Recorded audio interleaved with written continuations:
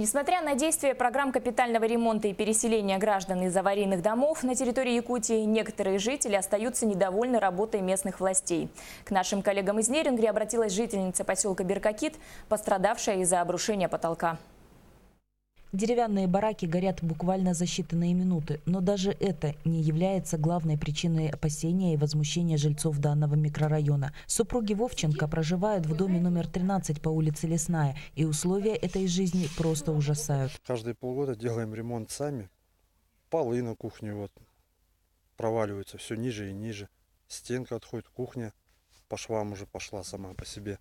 Ну вот уже около 200 тысяч или более даже. Делать ремонт каждые полгода для семьи очень дорого. И весь объем проблем разрешить каждый раз не получается. Через 2-3 месяца сырость в доме берет свое, и все начинается по новой. Последней каплей для Елены стало обрушение потолочной плиты ей на голову. Когда пошла я к ним по этому вопросу, к главе нашей управляющей компании Ковалеву, дал культурно понять, что иди и делай, что хочешь. Никто ничего делать не собирается, прошли уже сутки, так никто и не появился. У соседей по дому картина такая же печальная, а все визиты и звонки в управляющую компанию не увенчались успехом. Мы устали вкладывать деньги в эти квартиры. У нас все деньги уходят сюда, именно в дома. Зато квартплату они с нас берут. Мы не просим нас переселить, нам это не нужно по идее. Мы просто хотим жить в нормальных человеческих условиях. Власти Беркакита к сложившейся ситуации комментариев пока не дают. Известно только то, что эти дома будут включены в программу переселения только после 2017 года. Галина Якимчак, Вадим Барашков, НВК «Саха», Нерюнгри. 1 июля стартовала всероссийская сельскохозяйственная перепись. В Ленском районе обходом респондентов занимаются 7 человек.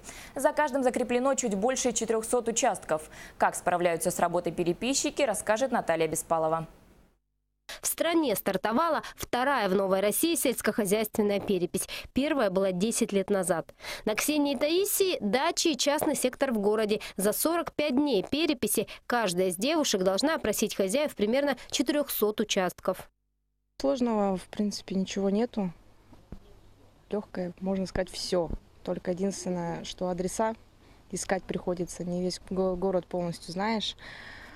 Люди принимают хорошо. Кто чай предлагает, кто конфеты, кто квас. Особенно в жару очень хорошо. Здравствуйте. Здравствуйте. Мы сельскохозяйственная перепись. Алевтина Бабаева готова ответить на любой вопрос переписчиков. Говорит, скрывать нечего. Она, как бывший работник администрации, понимает значение этого дела. Тем более в 2006 году, когда была первая сельхозперепись, она сама принимала в ней активное участие. У нас хозяйство большое, у нас и коровы, и телята, и